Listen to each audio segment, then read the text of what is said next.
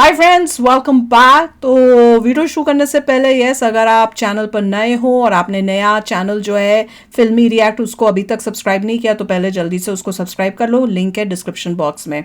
अभी हम कंटिन्यू कर रहे हैं और किस वीडियो को कंटिन्यू कर रहे हैं? वीडियो है Delhi election ultimate meltdowns, end of Kejriwal. Yes yes yes. तो चलो, इसका फर्स्ट पार्ट हो चुका है। अगर आपने नहीं देखा है तो इंडियन अमेरिकन व्लॉगर के अंदर ही है, पहले उसको देख लेना, उसके बाद इसको देखना, मजा आएगा, लोटपोट हो जाओगे। केजरीवाल का जैसे रोस्ट होता है ना भैया, अब सब दबा के उसका रोस्ट कर रहे हैं, वो खासकर दिल्ली वाले तो ज्यादा करेंगे। तो चलो वीडियो शुरू करते हैं। एक बात हमको ये भी देखनी पड़ेगी कि ये जो आम आदमी पार्टी की हार है, ये सिर्फ आम आदमी पार्टी की हार नहीं है, ये अमेरिकन डीप स्टेट और फोर्ड फाउंडेशन जैसे फॉरेन इंटरफेरेंस ऑर्गेनाइजेशंस की भी हार। कई समय से एलिगेशंस लगा था अरविंद केजरीवाल के ऊपर कि वो यूएस डीप स्टेट और फोर्ड फाउंडेशन जैसे ऑर्गेनाइजेशंस की पैदाइश है। इनफैक्ट फोर्ड फाउंडेशन ने आम आदमी पार्टी के एनजीओस को 2002 से काफी फंडिंग दी है। और जैसे डीप स्टेट को यूएस में ट्रम्प ने गाड़ी वाला फोर्ड है क्या? स्टेट का इन्फ्लुएंस भारत में भी कम हो आप जैसी पार्टीज की हार के साथ। तो देखिए, हमने मेल्टडाउन्स तो काफी एंजॉय किए हैं, लेकिन फिर भी ये रिजल्ट काफी शॉकिंग था। और मैं कोई सेफोलॉजिस्ट तो हूं नहीं योगेंद्र यादव या दुग्गल साहब की तरह, तो मैं एक्चुअली इस इलेक्शन के रिजल्ट से काफी सरप्राइज था। मैंने नहीं सोचा था कि बीजेपी इस इलेक्शन में जीतने वाली है। तो अब सवाल उठता है कि बीजेपी जीती कैसे? देखिए, एज विद एनीथिंग, बहुत सारे फैक्टर्स की वजह से बीजेपी जीती है। कुछ इंपॉर्टेंट फैक्टर्स के बारे में अब बात करते हैं। पहला इंपॉर्टेंट फैक्टर है आरएसएस का रोल। देखिए, केजरीवाल पहला फैक्टर है, Kejriwal. People were fed up, that's it. बड़ा रीजन था आरएसएस और बीजेपी के बीच की टेंशन। आरएसएस को बीजेपी की जो एरोगेंस थी वो पसंद नहीं आई थी, और इस वजह से उनके काफी कार्डर्स ने कैंपेन ही नहीं किया था जनरल इलेक्शंस में, जिससे बीजेपी को बहुत नुकसान हुआ था। लेकिन लगता है कि बीजेपी ने अब अपनी गलतियों से सीख ली है, अडेप्ट किया है, आरएसएस की तरफ दोबारा दोस्ती का हाथ बढ़ाया है और आरएसएस के साथ जो उनके इश्यूज थे उनको सुलझाया भी है। और आप देखिए कि 2024 मुझे तो कोई इश्यूज का पता ही नहीं है। इस तरह पास्ट कुछ इलेक्शंस में, जैसे कि महाराष्ट्र और हरियाणा में आरएसएस ने एक बहुत ही इंपॉर्टेंट रोल प्ले किया है बीजेपी को जिताने में। उसी तरह से दिल्ली में भी आरएसएस ने बीजेपी के लिए बहुत बड़े स्केल पर कैंपेन किया है। आरएसएस ने 50,000 से भी ज्यादा ड्राइंग रूम मीटिंग्स कंडक्ट करवाई है, 13,000 से ज्यादा बूट्स ऑन द ग्राउंड डाले हैं। आरएसएस ने इलेक्शन कमीशन के इलेक्शन डेट्स अनाउंस करने पर ही पहले ही कैंपेन करना शुरू कर दिया था। इन्होंने डोर टू डोर जाके लोगों को एजुकेट किया है। इस कैंपेन ने दिल्ली में 30 से ज्यादा डिस्ट्रिक्ट्स और 173 से ज्यादा मेजर ये रीजंस नहीं है, क्योंकि ये तो पहले इतने सालों में जो हुआ 27 इयर्स में, तब तो आरएसएस को पंगा नहीं था। 1123 छोटे people were fed up with Kejriwal. Kejriwal से दुखी हुए। 4 लाख से ज्यादा लोगों ने अटेंड किया है, जिसमें 55,000 के आसपास विमेन वोटर्स भी आई थी। इन्होंने इस पूरे प्रोसेस के इम्पैक्ट को स्टडी करने के लिए विभाग, नगर और डिस्ट्रिक्ट लेवल पर इसका रेगुलर रिव्यू भी किया है। दूसरी बात है कि भाई बीजेपी ने इस इलेक्शन को एक्चुअली पिछले कुछ महीनों में काफी सीरियसली हैंडल किया है। और जो दिल्ली का मिडिल क्लास वोट, मुझे लगता है मेन रीजंस क्या है? सबसे मेन रीजन शुरू और एंड केजरीवाल। सबसे पहले कि केजरीवाल दे रहा था फ्रीबीज, और इस बारी उसी की चाल को खेला है बीजेपी ने। बीजेपी ने कहा भैया तुम फ्रीबीज देते हो, हम भी फ्रीबीज देंगे। अगर तुम गलत वे से लोगों को वोट करवाओगे तो हम भी फिर वही करेंगे और तुमको बताएंगे। तो फ्री भी दोनों ने दिए। उस वजह से दोनों ने देखा भैया अब फ्री भी तो दोनों दे रहे हैं, तो लालच तो दोनों ही दे रहे हैं, तो थोड़ा सा पुण्य का काम भी कर लें कि लालच कर रहे हैं तो थोड़ा पुण्य भी कर लें अपने देश के लिए। तो मोदी जी जैसा कौन लीडर मिलेगा, तो उन्होंने फिर मोदी जी के नाम पे दिया। मोदी जी ने कहा था कि दिल्ली वालों की आपने कांग्रेस को ट्राई करवा दिया, आपने आम आदमी पार्टी को ट्राई कर लिया, बीजेपी को ट्रायल दीजिए, एक बार मौका तो दो। सभी दिल्ली के लोग जो पढ़े लिखे हैं उनको नजर आ रहा था क्वालिटी ऑफ लाइफ सत्यानाश हो चुकी थी। पॉल्यूशन बहुत जबरदस्त था, बहुत प्रॉब्लम्स आती थी, रोड्स में ट्रैफिक है, गंदगी है, जैसे लोगों का कहना है। तो पढ़े लिखे लोगों को लग रहा था कि लाइफ खराब है, उनको दिख रहा था 10 साल से जो है केजरीवाल बेवकूफी बना रहा है, पागल ही बना रहा है, नहीं हुई है। उसकी वजह से उन्होंने कहा कि ठीक है बीजेपी को मौका देते हैं और आगे देखते हैं। और दूसरा था जो करप्शन में इतना इसके ऊपर करप्शन हुआ भैया, जो सीएम जेल चला गया करप्शन के नाम पे, पूरी पार्टी पूरी करप्शन के नाम पे मेन लीडर्स गए हैं, उसको कोई बेवकूफी देगा भैया वोट। और दूसरा उनको नजर आता था अपनी आंखों के सामने कि जगह जगह दारू बिक रही है। हाँ, वो भी बहुत बड़ी लोगों को बात दिख थी। रहे थे दारू दुकान, तो क्या दारू पिला पिला के लोगों को उनको पागल नजर आ रहा होगा कि लोग जो है दारू पी के घूमते रहते हैं। Exactly. उनको क्वालिटी ऑफ लाइफ नजर आ रही थी। चलो अब देखते हैं और आगे देखते हैं, क्योंकि आरएस का मेन रोल नहीं हो सकता, क्योंकि आरएसएस तो चलो अगर इस बारी पिछली बारी अनबन हो भी हो तो उससे पहले तो कोई अनबने नहीं चल रही थी ना। वो तो अभी लास्ट 1 साल 2 साल में ही हुआ होगा। तो 27 ईयर्स से अगर बीजेपी नहीं जीती तो वो अनबन का रीजन तो नहीं हो सकता ना, वो थोड़ा कम है।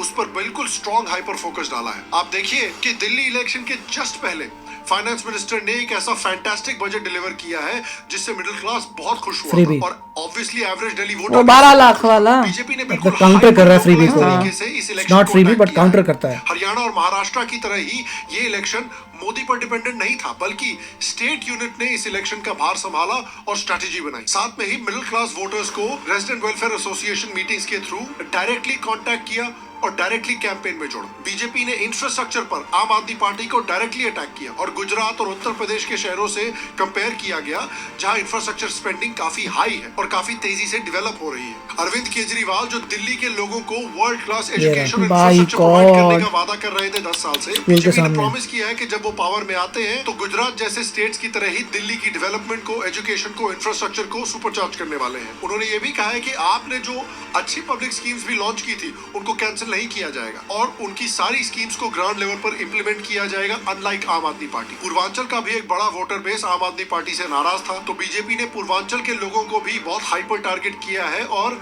इनके लिए 100 पूर्वांचली लीडर्स को लेके एक टीम भी बनाई है और इनसे ये भी इंश्योर किया है कि बीजेपी की सरकार बनने के बाद पूर्वांचल के लोगों को भी दिल्ली की गवर्नमेंट में रिप्रेजेंटेशन मिले। बीजेपी ने दिल्ली में पन्ना प्रमुख स्कीम भी चलाई है और इस स्कीम के अंदर बीजेपी हर 30 से 60 वोटर के लिए एक रिप्रेजेंटेटिव असाइन करती है, जिनका काम होता है कि माइक्रो लेवल पर इनकी प्रॉब्लम्स को समझे, इनकी प्रॉब्लम्स को सीनियर लीडरशिप को कन्वे करें और इनको वोटिंग करने के लिए इनकरेज करें। इससे वोटर टर्नआउट भी बढ़ा और एक आम इंसान को ये भी लगा कि बीजेपी उन पर भी स्पेसिफिकली ध्यान दे रही है। और देखिए, बीजेपी ने तो अच्छा परफॉर्म किया ही, लेकिन 10 साल में जो इतनी हिस्टोरिक अपॉर्चुनिटी मिली थी आम आदमी पार्टी को, वो भी आम आदमी पार्टी ने कितनी बुरी तरीके से वेस्ट की है उसको भी देखना पड़ेगा। खुद आम आदमी पार्टी दिल्ली की जनता के एक्सपेक्टेशंस पर खड़ी नहीं हो पाई। केजरीवाल ने कहा था कि आम आदमी पार्टी कोई पावर पॉलिटिक्स करने के लिए नहीं आई है तो वही कर रही है, लेकिन आते ही उन्होंने पावर पॉलिटिक्स शुरू किया और कुछ किया ही नहीं। हटा दिया, सारे स्ट्रॉन्ग लीडर्स को हटा दिया और अपने ऊपर सारी पावर कंसंट्रेट कर ली और अपने आप को चमचों से घेर लिया। इन्होंने कहा था कि भाई ये करप्शन के खिलाफ हैं और ये करप्ट पॉलिटिक्स को खत्म करने के लिए। लेकिन पिछले 10 सालों में आम आदमी पार्टी का और खासकर केजरीवाल का ईमानदार नेता का जो ब्रांड था वो पूरी तरह से खत्म हो चुका है। खासकर जो लिकर स्कैम के बड़े बड़े एलिगेशंस आए हैं उसके बाद ये ब्रांड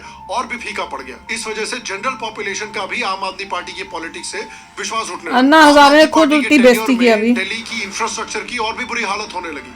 पोल्यूशन इतना बुरा हो गया है। इन्होंने बोला था कि दिल्ली को लंदन बना देंगे, लेकिन उन्होंने दिल्ली को 2024 लंदन के बजाय 1850 का लंदन बना दिया। आप देखिए केजरीवाल की पार्टी पंजाब और दिल्ली दोनों जगह पावर में है।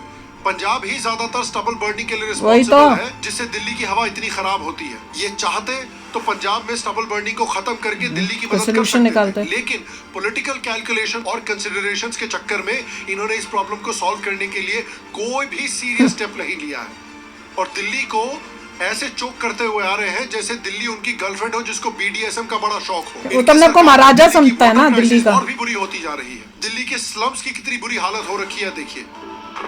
जितने पास हम कूड़े के जा रहे हैं उतनी तेज बदबू आती जा रही है। और सारे स्लम डेवलपमेंट्स को इन्होंने और इनके इन्फ्लुएंसर और एनजीओ के दोस्तों ने अपोज से बुरी तरह से किया है। और देखिए दिल्ली में कितना वर्ल्ड क्लास एजुकेशन प्रोवाइड हो रहा है। स्कूल में आए दिन मर्डर लगते हैं, रोज मर्डर लग रहे हैं। हमारे स्कूल में क्यों नहीं कर रहे केजरीवाल जी? क्या लग रहे हैं मर्डर? केजरीवाल सिर्फ गांजा बेचेंगे और लोगों को बिगाड़े की स्मैक बना के रोज पार्कों में हमारे स्मैक बनाते हैं। बारिश के समय में स्कूल में पानी भर जाता है। मोहल्ला क्लिनिक का क्या हाल है देखिए। पूर्वांचली वोटर्स जो कि दिल्ली के वोटिंग सिटीजन्स का एक बड़ा हिस्सा है, उनको भी इन्होंने नाराज करके रखा हुआ है। उन्होंने भी इनके लिए फैसिलिटीज अनाउंस की थी, उन फैसिलिटीज की हालत देखिए। और पूर्वांचली वोटर्स वही लेडी है ना इनका फायदा बीजेपी को काफी हुआ है। के लोग के रवा के लागत है कि बहुत ज्यादा इग्नोर कर बेचारे। हाँ, इग्नोर कर जाता है। दिल्ली सरकार इस समय इग्नोर बहुत करती है, कम थोड़े ना करती है। हमें ये नहीं रोहिंग्या बसा के बैठे हैं पूर्वांचली लोगों से या पूर्वांचल से। भोजपुरी बोलने वाले जो आदमी है उनसे बहुत घृणा करता है कि जो हमारे पूर्वांचल लोगों से इतना घृणा करता है ना, वो कि ना ही करेंगे। ना इंफ्रास्ट्रक्चर इंप्रूव हुआ है, ना एजुकेशन स्टैंडर्ड्स इंप्रूव हुए हैं, ना लॉ एंड ऑर्डर का कोई सुधार हुआ है। पब्लिक तंग आ चुकी है कि हर 2 महीने यहाँ पर प्रोटेस्ट होते हैं, सड़कें हाईवेज हाईजैक हो जाते हैं, प्रॉपर्टी तोड़ दी जाती है और ऊपर से Kejriwal law and order maintain करने के बजाय इन प्रोटेस्टर्स को फुल सपोर्ट देते रहते हैं। जो भी वादे किए थे कि हवा पानी साफ करेंगे, सब झूठे निकले। उसके ऊपर से आप देखें कि इंडिया अलायंस से कोई बेकार पॉलिटिकल अलायंस है दुनिया में। इंडिया अलायंस के कांग्रेस के लीडर्स ने कई कंस्टिट्यूएंसीज में आम आदमी पार्टी के वोट काट दिए हैं, इंक्लूडिंग केजरीवाल कॉन्स्टिट्यूएंसी। इनके इंडिया अलायंस के एलाई जो हैं राहुल गांधी, वो महीनों से केजरीवाल के खिलाफ कैंपेन कर रहे हैं, केजरीवाल को ही रोस्ट कर रहे हैं। और एक बात समझ लीजिए, बाकी पार्टी वाले सब, मैं नहीं जानता मोदी जी से डरते नहीं डरते, केजरीवाल जरूर कांप जाते हैं। बेटा तुम भी कांपते हो, आएगा तुम्हारा भी टाइम। इंडिया अलायंस के फॉर्मर मेंबर्स बेल पे बाहर है, ये इंडिया अलायंस के मेंबर्स को रोस्ट कर रहे हैं। चल क्या रहा है भैया यहाँ पे? लेकिन देखिए अल्टीमेटली ये काफी हिस्टोरिक इलेक्शन है, क्योंकि केजरीवाल का हारना और उसकी ब्रांड ऑफ पॉलिटिक्स का हारना एक ऐसी जगह जहां पर ये ब्रांड ऑफ पॉलिटिक्स पैदा हुई थी बहुत सिग्निफिकेंट है। And in my opinion this is a good development, क्योंकि केजरीवाल का इंडियन पॉलिटिक्स से जाना भारत के लिए एक नेट पॉजिटिव। बहुत अच्छी बात है। पहले ही दुनिया को बोला होगा कि ये सेवा भाव से पॉलिटिक्स में आए हैं, लेकिन ये कोई सेवा भाव से चलने वाला आदमी नहीं, ये सिर्फ अपने ईगो से चलता है। जिस पार्टी को करप्शन खत्म करने के लिए बनाया गया था, उसका असली चेहरा तब समझ आया जब केजरीवाल ने अपनी एब्सोल्यूट पावर मेंटेन करने के लिए हर एक स्ट्रॉन्ग लीडर को हटा दिया। अन्ना हजारे, किरण बेदी, शाजिया इल्मी, जो सही मायने में करप्शन के खिलाफ खड़े होना चाहते थे, और जो पार्टी एक टाइम पर भारत की उम्मीद थी, जो एक पूरी यंग जनरेशन के इमेजिनेशन भारत की उम्मीद तो नहीं थी कि अब फाइनली एक करप्शन फ्री, फास्ट और क्लीन गवर्नेंस वाली शुरू में लोगों को लगा था बिकॉज तब अन्ना हजारे थे, करप्ट और गंदी पार्टी, जैसे अन्ना हजारे थे मेरे को तो समझ गई थी मैं तो। बात तो पता था। रीजन क्यों केजरीवाल का हारना इंडिया के लिए एक नेट पॉजिटिव है, वो इसलिए है कि केजरीवाल के पॉलिटिकल सीन पर आने के बाद इंडियन पॉलिटिक्स का डिस्कोर्स और भी ज्यादा गंदा हो गया था। याद रखिए, बाटला हाउस एनकाउंटर पे सबसे पहले सवाल केजरीवाल ने खड़ा किया था, सबसे पहले आतंकियों को सपोर्ट केजरीवाल ने किया था। इंसिडेंट्स एक साथ हुए, एक तो बाटला हाउस एनकाउंटर जिसके ऊपर कई सारे प्रश्न चिन्ह रेज किए गए, और दूसरा जो अभी निकल के आया कि मालेगांव और कई सारे ब्लास्ट्स में हिंदू संगठनों का हाथ था। केजरीवाल ने सबसे पहले लड़का सा होता था, के बाद आर्मी को अटैक किया था। देखो यहाँ हम्बल था, लोगों ने दे दिया।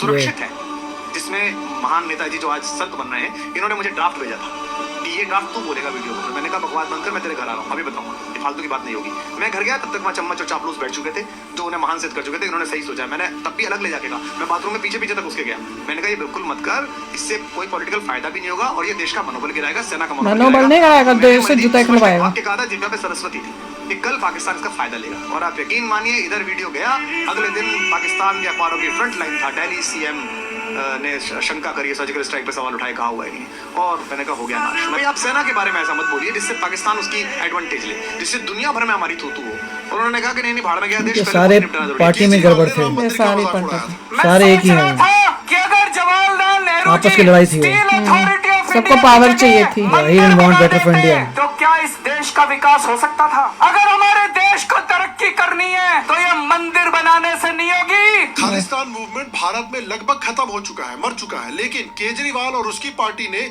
इन एक्सट्रीमिस्ट को पंजाब में फिर से अपीस करना शुरू किया और उनके साथ दोस्ती जोड़नी शुरू की। जहां पर खालिस्तानी मूवमेंट खत्म हो चुका था, वहां पर ये लोग इसको फिर से पॉलिटिकल लेजिटिमेसी देने लगे। सिर्फ वोट बैंक पॉलिटिक्स के चक्कर में इन्होंने उन्हीं लोगों को स्पेस दिया जो इस देश को तोड़ने का सपना देखते हैं। केजरीवाल खुद एक अलेजेड खालिस्तानी के घर में रात बिता के आए हैं। रिटर्न में खालिस्तानी आपको सपोर्ट देते हैं। Band international group Sikh youth federation का चीफ ऑपरेटिव गुरदयाल सिंह खुद आम आदमी पार्टी की इलेक्शन कैंपेनिंग कर चुका है। आम आदमी पार्टी के खालिस्तानी टाइज कोई और नहीं, इनके पुराने साथियों ने एक्सपोज किया है, कांग्रेस ने एक्सपोज किया है। अलेजिडली केजरीवाल ने बैंड एक्सट्रीमिस्ट ग्रुप से फंडिंग भी ली है। जो कश्मीरी हिंदुओं के साथ नरसंहार हुआ था, उसकी भी खिल्ली उड़ाई थी इस आदमी ने। कह रहे हैं कश्मीर फाइल्स टैक्स फ्री करो, अरे YouTube पे डाल दो, फ्री हो जाएगी।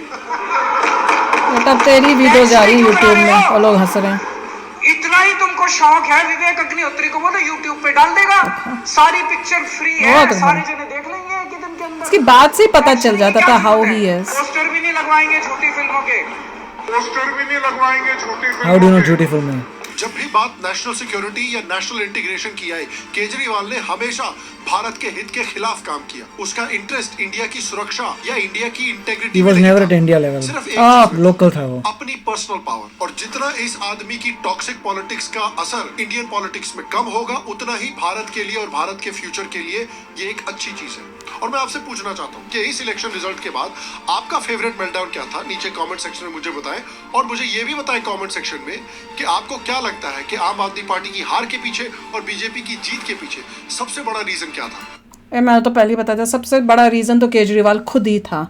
जिस तरह की उसकी हरकतें थी, जो करप्शन किया है, जितना पैसा खाया है, शराब घोटाला, फलाना घोटाला, ठमकाना घोटाला, बोलने का तरीका, उस सब से ये डूबा है। और उसके बाद सबसे वो था कि जेल में जाने के बाद भी कोई शर्म नहीं, कुछ नहीं हुआ है, धड़ल्ले से बात करता है। एक बात है कि केजरीवाल का, अगर को बोले केजरीवाल का इफेक्ट इंडिया में क्या होगा, कुछ तो नहीं होगा, इनवैलिड है, क्योंकि वो इंडिया के लेवल में नहीं था। He is nobody. वो एक लोकल बंदा था, लोकल बंदा लेवल में था, एक वो और जरा सा पंजाब के लेवल में था, दैट्स इट। वो तो ऐसा उसके जाने बंदा से था, इंडिया को फर्क नहीं पड़ा, थैंकफुली दिल्ली को हेल्प हो गई, एक सिटी को। वो देखो, मुझे इतना पता है कि जब अन्ना हजारे कर रहे थे तब मुझे लगा था कि हाँ भाई कुछ सुधार, कोई बंदा खड़ा हुआ है। उसके बाद धीरे धीरे अन्ना हजारे का नाम कम होता गया और मैं को ये केजरीवाल कौन नया आ गया है, मैं बड़ी अजीब सा मुझे फील हुआ था। उसके बाद एनीवे जब अन्ना हजारे हट गए और ये पार्टी बना रहे हैं, केजरीवाल खड़ा हो रहा है अन्ना हजारे को हटा के, तो अभी घर में सब यही बोलते थे, नहीं ये अच्छा आदमी है, ये दिल्ली को सुधारेगा, दिल्ली को, सब घर में बोलते थे। और मैं सबसे यही बोलती थी, ये बंदा घटिया है, ये लालच के लिए आया है। जो उसने अन्ना हजारे को हटा के उनका कहना ना मान के कि नहीं मैंने पॉलिटिक्स में जाना है, फलाना जाना, अपनी पार्टी बनानी, मैंने कहा यहाँ गड़बड़ है। कोई नहीं मानता था, नहीं वो करेगा, दिल्ली को करेगा, सबको ये लगा था, होप सबको थी।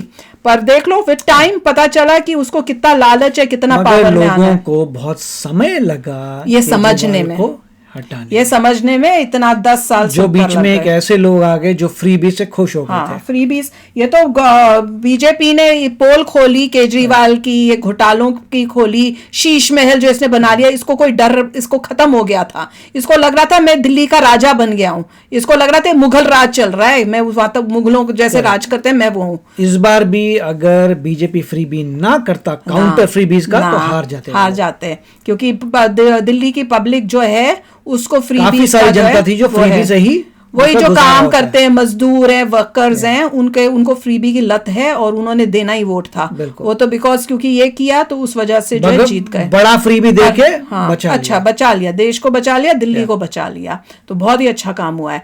और सबसे बड़ा अच्छा मेल्टडाउन तो होगा केजरीवाल का मेल्टडाउन, मेरे तो वो सबसे बढ़िया मेल्टडाउन है। तो चलो यार अभिषेक करना अपने थॉट्स, चलते हैं, मिलेंगे नेक्स्ट वीडियो में बहुत ही जल्द। Till then take care and bye bye. तो अगर आप मेरे इस चैनल पे नए हो तो जल्दी से सब्सक्राइब के बटन को हिट करो और बेल आइकन को क्लिक करो, ताकि आपको मेरा जब नया वीडियो मैं लगाऊं आपको उसके बारे में जल्दी से पता चल जाए।